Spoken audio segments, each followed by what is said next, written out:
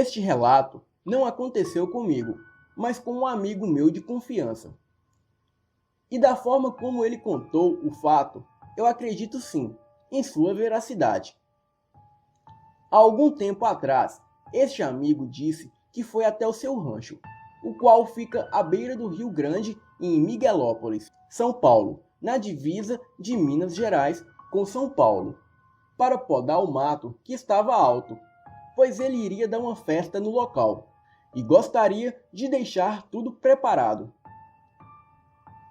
Foram ele e mais 2 amigos. Planejaram de ir de manhã e voltar logo depois do almoço. Mas, inesperadamente, caiu uma forte chuva. Isso foi no sábado, dia 28 de junho de 2009, o que os impossibilitou de saírem, devido ao barro. E o fato do carro estar com o tanque cheio influenciou muito para que o veículo atolasse. O local é muito bom, com camas, televisor na sala, antena parabólica e fogão a gás. Mas como não havia comida para toda a noite, eles decidiram ir até uma cidadezinha próxima, Miguelópolis, para comprar algo para fazer um churrasco. Para facilitar a ida, resolveram descer o rio de canoa em um trecho a uns 500 metros no máximo, onde de lá até a cidade seria mais fácil chegar a pé. Eles foram de canoa, com um motor de popa. Já no retorno, por volta de 10h30 da noite, depois de ficarem na cidade esperando a última pancada de chuva passar, eles voltaram para a margem do rio, onde encontrava-se a canoa. Eles subiram na canoa e ligaram o motor. Mas, para terminar a maré de azar, a gasolina estava por um fio de acabar. Então, como era perto, eles só pegaram o impulso e foram guiando o barco com remos. Estava muito frio naquele sábado, então todos queriam remar um pouco, para se esquentarem. Quando foram trocar os remos, um dos amigos o tirou da água para entregar para os 2 que estavam na traseira da canoa. E foi quando eles ouviram um barulho na água, como se alguém estivesse nadando. Então, logo imaginaram que para entrar na água com aquele frio, só poderia ser um animal, talvez uma capivara, que é um animal muito comum na região. Todos estavam tranquilos, pois o som era bem natural, e como a região tem muitos pescadores, poderia ser até mesmo algum que se aventurou e entrou na água fria para arrumar as redes. Mas essa tranquilidade logo passou. Já avistando as luzes do rancho de onde saíram, quase chegando, o som na água começou a se misturar com os de uma pessoa, respirando, ofegante e com um ar de desespero. Por um instante, eles até acharam que poderia ser o barulho de peixes presos na rede. Mas o som de respiração era muito forte, e só aumentava a impressão de que não era algo tão natural assim. Eles começaram a gritar e a balançar as lanternas para verem se era alguém se afogando. Colocaram os remos na água para o caso de ser alguém em apuros pudesse agarrar o remo para se salvar. A cada segundo, o som ficava mais próximo e mais forte. E logo o desespero começou a tomar conta dos 3 dentro da canoa, pois embora o som fosse forte, a água estava muito calma. Então, sem esperar, saindo na neblina que cobria a margem, eles avistaram uma figura fantasmagórica de uma pessoa. Era um homem, todo de branco, como uma folha de papel. Mas o pior ainda estava por vir. Pois quando a neblina que envolvia aquele ser se dissipou, eles perceberam que era algo inominável. O homem estava sobre a água, e para deixar tudo pior, podia-se ver nitidamente que ele flutuava sobre a água. Mas sem as pernas, apenas o seu tronco e os seus braços eram visíveis. E pela distância em relação à água, viram que o homem não tinha pernas. E para dar o toque final, aquele ser estava de olhos fechados, com a cabeça caída para o lado. E quando abriu os olhos, naquele momento, todos gritaram e rezaram, pois os olhos do homem eram brancos, assim como seu corpo. Um deles até passou mal dentro da canoa, pois não tinha coragem de pôr a cabeça para fora da canoa. Aquele espectro os encarou por alguns segundos e simplesmente desapareceu atrás da neblina que o envolveu. Os três, tomados pelo total desespero, começaram a remar como podiam, menos com as mãos, pois naquele momento a água era o último lugar que eles queriam contato, e com muito custo alcançaram a margem. Tiraram forças de onde não tinham, para conseguir desatolar o carro, além de esvaziar parcialmente o tanque, e saíram de lá às pressas. O meu amigo garantiu que depois desse fato não vai mais ter festa no seu rancho. E este mesmo rancho se encontra a um preço razoável. E ele disse que vai trocar o rancho por uma casa na cidade. O que seria aquela criatura? Seria a alma de alguém pedindo socorro para ser salva? Ou seria uma outra criatura do além, procurando uma possível vítima naquele local isolado tarde da noite?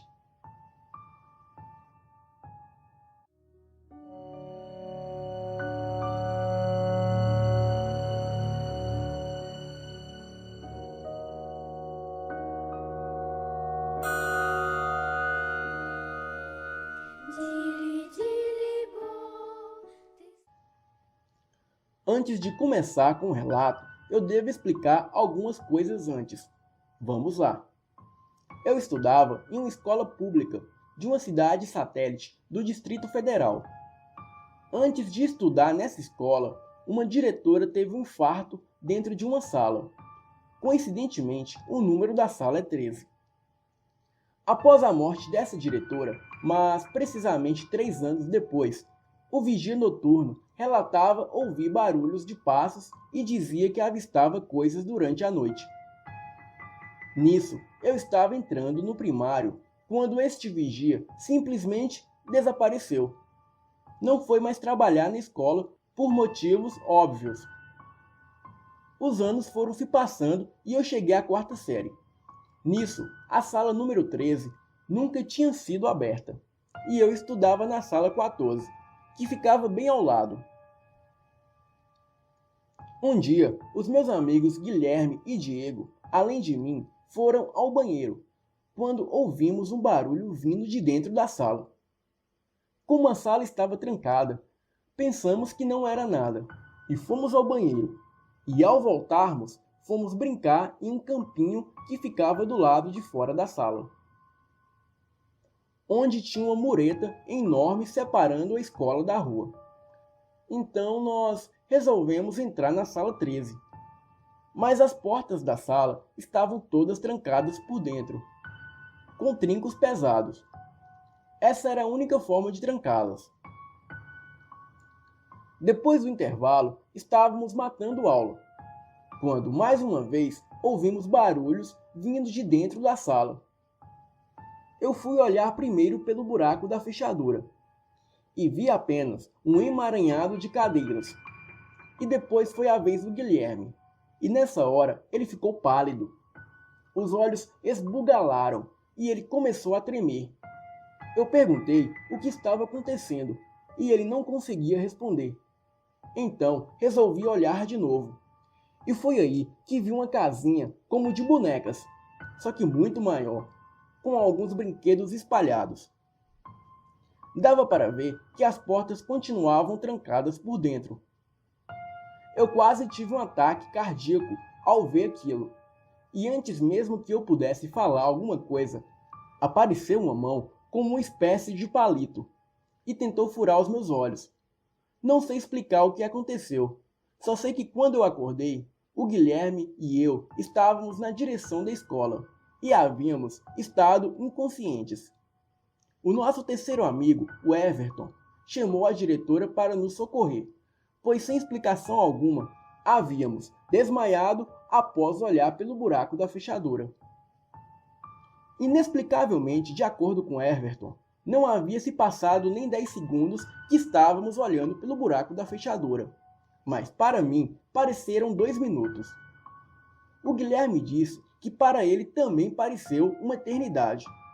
Após contarmos o relato, a diretora disse que era impossível isso, e foi fruto de nossa imaginação, pois a porta da sala 13 estava aberta, sendo a mesma porta que havíamos visto trancada pelo lado de dentro. E essa porta não possui fechaduras do lado de fora, apenas trincos internos. Não sei se eles esconderam algo dos alunos, ou se realmente não acreditaram nos relatos, mas nos anos seguintes eu mantinha contato com as minhas professoras, uma delas até hoje, e de acordo com ela, várias crianças desmaiaram após olhar pela fechadura da sala de número 13. Outra coisa que dá para estranhar é porque até hoje, depois de tantos anos, a sala continua trancada. Não sei o que aconteceu, mas sei o que eu e o Guilherme vimos. E isso não era normal. Isso ainda continua um mistério, e ninguém mais comenta sobre a sala 13.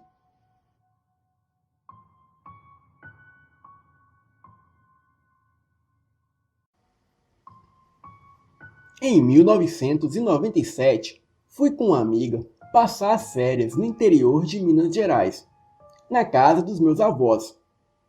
Eu e minha amiga resolvemos ir a uma cidadezinha localizada a 10 quilômetros de lá. Estávamos caminhando em uma estrada cercada por várias árvores e matos. A lua estava clarinha, iluminando a estrada. E foi quando, em uma encruzilhada, avistamos uma luz muito forte e branca, parecida com uma mulher. Resolvemos correr em direção a ela, pois parecia que estava nos esperando. Eu pensei se alguma tia me esperando para acompanhá-la na estrada, por ela estar sozinha. Naquele tempo, eu não acreditava em assombrações. Quando peguei impulso para correr, aquela luz se transformou em uma bola de fogo e entrou em uma rua onde eu teria que entrar para chegar a tal cidade. Parei de correr e fui caminhando normalmente com a minha amiga. E achamos estranho o fato daquela mulher estar nos esperando parada em uma encruzilhada e do nada sumir daquele jeito. Pois não acreditávamos no que estávamos acabando de ver. E assim que virei para entrar na tal ruinha, veio o susto. A mulher estava caminhando na nossa frente. O engraçado é que cada passo que ela dava, ela sumia e aparecia logo mais à frente. E sempre caminhando no mesmo ritmo. Ficamos apavoradas. E mesmo assim, não acreditávamos no que estávamos vendo. Naquele momento, resolveram estourar um rojão em uma casa na mesma ruinha de onde estávamos. A mulher já estava a uns 30 metros de nós, subindo a rua. Soltamos um berro tão alto com o susto do rojão e nos agarramos uma na outra com o susto do barulho. Estávamos hipnotizadas com aquela situação. A mulher veio em uma velocidade incrível e antes que trocássemos o passo, ela passou por nós e entrou naquela casa de onde veio o rojão. Os pelos de nossas pernas se arrepiaram e depois do ocorrido, um homem saiu de dentro da casa dizendo ter se assustado com a gritaria. E nos perguntou o que estava acontecendo. Não contamos o que havia acontecido, pois estávamos morrendo de vergonha e medo que ele tirasse sarro de nós. Mas ele, com uma cara de desconfiado, nos perguntou se tínhamos visto algo. Respondemos que não, mas aí eu disse a ele que estávamos com uma moça de vestido branco, e ela entrou na casa dele. E nós estávamos procurando por ela. Ele riu e nos disse: "Vocês viram uma mulher de branco na encruzilhada, né? Não se preocupem, é normal ela aparecer ali. Foi aí que o caixão dela quebrou e ela caiu no chão. Ela costuma aparecer para o pessoal, sem cabeça, porque o marido dela pegou ela com outro na cama e cortou a cabeça dela fora." Fiquei apavorada, pois faltava mais de 10 quilômetros para andarmos naquela escuridão. Mas, graças a Deus, não voltamos a vê-la mais. Chegamos em casa e relatamos o fato aos meus parentes. E eles disseram que já viram essa mulher várias vezes e que já estavam acostumados. E que às vezes ela virava 3 cachorros na frente deles.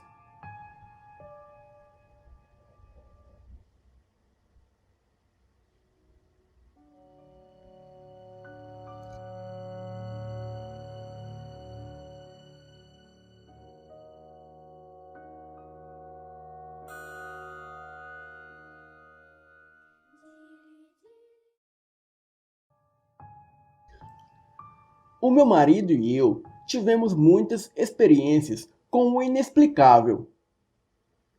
Nos mudamos para o nosso apartamento no dia 1º de agosto de 2001. Nós sempre sentíamos algo de estranho nesse lugar. A primeira vez que aconteceu foi depois de 2 meses, numa quinta-feira. O meu marido estava trabalhando até mais tarde, como sempre. Eu tinha chegado em casa, vindo da casa da minha mãe, e tinha ido assistir TV. Eu comecei a sentir algo de estranho, vindo do corredor, e decidi acender a luz de lá. Eu voltei para o sofá e assim que eu me sentei nele, a luz do corredor começou a acender e a apagar. Dava para ouvir o som do interruptor se mexendo. Eu podia ver de onde eu estava sentada. O interruptor ligando e desligando. Isso durou uns 10 segundos. Eu fiquei simplesmente apavorada. E o pior era que eu estava sozinha em casa. Depois que o meu marido chegou, ele me acalmou, tentando me convencer de que era só um problema elétrico. Mas eu sei que não era. Desde então, às vezes, quando eu estou no chuveiro que fica de frente para o corredor, eu vejo alguém sair do quarto e ir para a sala. Então eu chamo o meu marido, achando que era ele. E ele sai do quarto. O meu marido começou a notar que os nossos 2 gatos ficavam miando para o corredor e para a porta do banheiro. A gata Mimi ficava arranhando a porta e o carpete debaixo da porta, sem nenhum motivo aparente. Um dia, o meu marido estava sentado exatamente onde eu estava no dia que a luz ficou ligando e desligando. E a Mimi começou a miar para a porta fechada do banheiro. E então ela começou a brincar com algo que estava no chão, na frente da porta. O meu marido falou que pareceu que alguma coisa tinha agarrado a patinha dela e estava puxando, o que fez ela tombar para o lado e ser puxada contra a porta pelo vão que tem por debaixo da porta do banheiro. Ela começou a berrar e o meu marido levantou correndo para ajudá-la. E assim que ele puxou a pata dela por debaixo da porta, ela levantou e saiu correndo. Ele abriu a porta e não tinha nada lá dentro que pudesse ter causado isso. No final do ano passado, eu estava no chuveiro. Era cerca de 8h30 da noite. E o meu marido estava trabalhando. O banheiro estava cheio de vapor. Pelo canto do olho, eu notei marcas de mão se formando no espelho. Eu normalmente deixo a porta do banheiro aberta. Estava pensando que talvez pudesse ser uma brisa fria que estava vindo de fora, e pegando o espelho de um certo jeito que fizesse as marcas parecidas com mãos. Assim que eu tinha me convencido que era só o vento, a cortina do chuveiro abriu como se algo tivesse puxado ela violentamente. Eu fiquei paralisada de medo. Depois de uns 2 segundos, a porta se fechou. Eu apenas sentei e me encolhi toda no chão do chuveiro. Eu não me lembro de muita coisa depois disso, mas eu lembro que ouvia a Mimi miando do outro lado da porta. Eu não sei quanto tempo eu fiquei lá, mas não deve ter sido muito tempo, já que o aquecimento é a gás e só temos água quente por uns 20 minutos. Depois de um tempo, eu levantei, peguei uma toalha e saí correndo para o carro. E fui até o trabalho do meu marido e liguei do celular para ele, falando que eu estava no carro. Ali, no estacionamento, só com uma toalha e enrolada e um cobertor que eu tinha lá. Eu falei o que tinha acontecido. Ele falou que nós não podíamos sair do apartamento, já que não tínhamos dinheiro para isso. Então eu disse a ele que eu me recusava a ir para casa depois do trabalho, antes que ele chegasse lá.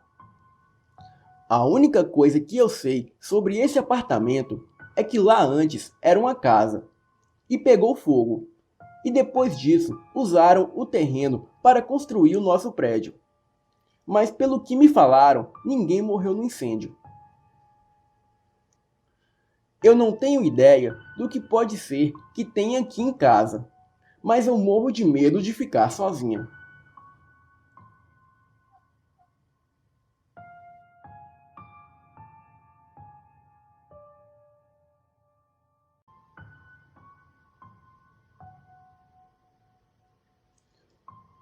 Um certo dia, eu estava há pouco conversando com um senhor que está trabalhando numa obra aqui perto de onde eu moro. Ele me contou uma história de arrepiar. Ele disse que há algum tempo morava num bairro próximo ao cemitério da Boa Vista, também chamado de Sanga Funda, que onde, por sinal, eu nunca estive. Ele diz que às vezes passava durante a noite com a sua bicicleta pela frente do cemitério, e que era um lugar assombroso, com muito mato, túmulos abandonados e muito abandono. Certa noite, ele disse que ouviu, vindo de dentro do cemitério, um grito de arrepiar, como se fosse gritos de dor e desespero. Ele fez o sinal da cruz e foi embora. Nos dias que se seguiram, aconteceu a mesma coisa, até que em uma certa noite, ele se armou de coragem e resolveu conferir qual era a origem daquele som, e entrou no cemitério. Olha, é preciso muita coragem para fazer isso, pois não havia nenhuma iluminação, além do luar. Ele andava sempre rezando e perguntando quem estava ali, e se podia ajudar. Então, os gritos ficaram cada vez mais próximos. E aquele senhor, que chamarei aqui de Pedro, ao passar por trás de uma árvore, ele teve a pior visão da sua vida.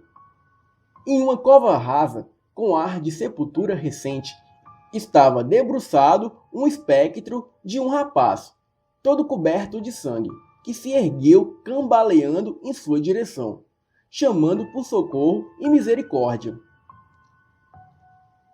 Pedro correu com todas as forças de que foi capaz daquela visão medonha. Pegou sua bicicleta e pedalou a toda velocidade para casa.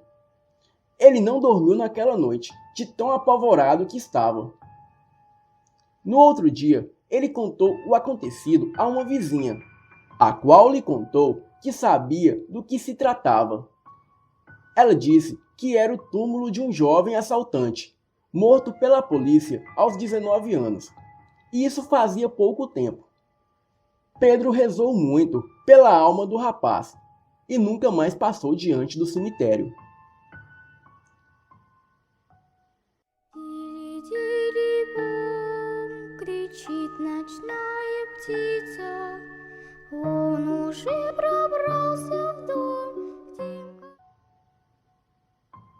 Em 2011, eu recebi um e-mail de uma amiga virtual, muito assustada. O nome dela é Aline. Até aquele momento, eu tinha contato com ela só pelo MSN. Aline, como eu também, tem curiosidade sobre casos sobrenaturais. Ela mora em São Paulo, perto do bairro Jardim Anália Franco. Fazia exatamente 2 meses que ela havia se mudado do seu apartamento no 10º andar para a cobertura do prédio onde ela mora. Os antigos donos da cobertura saíram do país para morar na Europa. Nesse dia, às 7 horas da noite, eu recebi um e-mail. Olá, Christopher, tudo bem? Aqui é a Aline. Algo muito estranho está acontecendo no meu quarto. Faz 2 meses que eu me mudei para este apartamento. E de madrugada ouço barulhos estranhos. Eu estou com muito medo. Não sei se estou ficando louca ou se é apenas coisas da minha cabeça. Ontem eu falei com a minha mãe. Ela falou que iria chamar um pastor para fazer uma oração, mas até agora ele não veio. Gostaria de saber se você pode me ajudar. Esse é o meu número de celular para a gente entrar em contato. Obrigada, beijos. No mesmo dia, às 19h30, eu liguei para a Aline e marcamos para nos encontrarmos no shopping. Cheguei lá às 8h30 e ela já estava me esperando. Ela estava muito nervosa. Falou que não ia mais voltar para o apartamento. Eu perguntei aonde ela ia ficar. E ela respondeu que ia voltar para a casa da mãe dela. Ia tentar vender aquele apartamento o mais rápido possível. Eu tentei acalmá-la e perguntei se eu podia dar uma olhada no quarto. Ela falou que sim, mas ela não iria mais entrar lá. Chegando no apartamento, eu percebi que não tinha nada de anormal. Ela estava do lado de fora do apartamento e me perguntou se eu poderia passar a noite lá. Achei até estranho, mas como ela estava muito nervosa, eu aceitei. Perguntei para ela se ela confiava em mim, e ela respondeu, é lógico que sim. E me deu as chaves do apartamento, e falou que só iria voltar de manhã. Olhei para o relógio e já eram 10h30 da noite. A Aline pegou seu carro e foi para a casa da sua mãe. No primeiro momento eu pensei, essa garota é muito louca para me dar a chave do apartamento dela. Se eu fosse uma pessoa de má fé, eu faria limpo no apartamento. Fechei a porta do apartamento e fiquei na sala até as 11h30 da noite. Me levantei e desliguei todas as luzes do apartamento. Só deixei o abajur do quarto dela ligado. Passaram-se 2 horas e nada de estranho aconteceu. Então eu resolvi ir para a cozinha. Liguei novamente todas as luzes e fui fazer um café. Olhei novamente para o relógio e já era 2h35 da madrugada. E ainda nada de estranho ou sobrenatural havia acontecido. Voltei para a sala e liguei a televisão para assistir um filme na Globo. Não me recordo o nome do filme, mas era bem legal.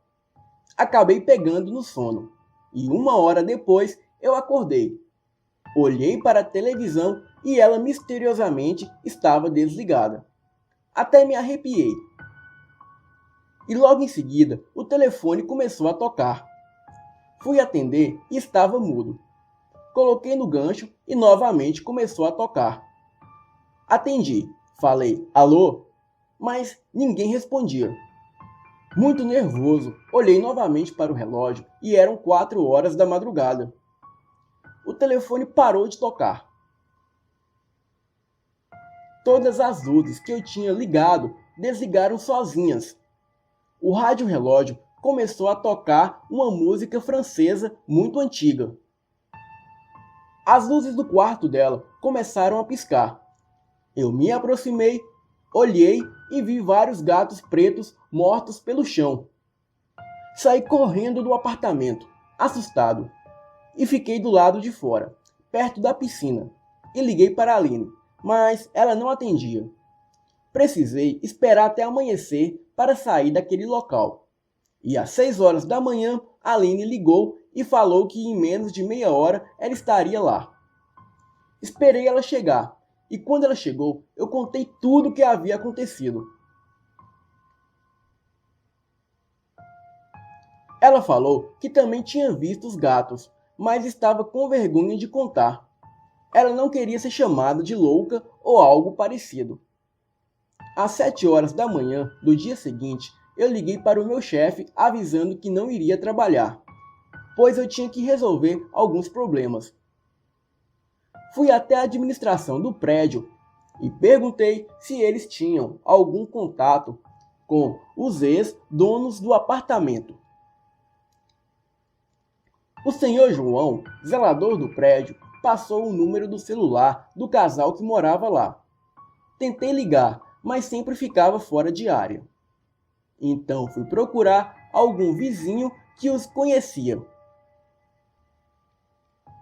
Dona Luísa, que mora mais tempo que a Aline no prédio, conhecia esse casal. Ela falou que o casal tinha perdido um filho recentemente e por isso decidiram sair do Brasil. O casal era bem estranho, sempre andavam com roupas escuras. O filho com depressão se matou com um tiro na cabeça há 4 meses. Depois de ouvir isso, eu voltei para casa às 13 horas, para tomar um banho e descansar um pouco. Às 16 horas, a minha amiga Aline liga no meu celular e avisa que tinha mais coisas para eu saber. Voltei para o prédio e Aline disse que falou com um rapaz chamado Osvaldo. Ele falou para ela que o casal que morava lá anteriormente era satanista e sempre faziam rituais de magia negra no quarto dela. E também falou que chegou a participar de um desses rituais macabros. Eles usavam animais como sacrifício ao demônio. Ao certo, eu não sei se essa história é verdade ou não, mas a minha experiência no apartamento foi real. Agora o apartamento está fechado. Falei para a Aline que no dia 15 iria mandar um amigo pastor para fazer uma oração no local e exorcizar o mal que está lá. Acredito que tenha dado certo. Combater o sobrenatural com o sobrenatural.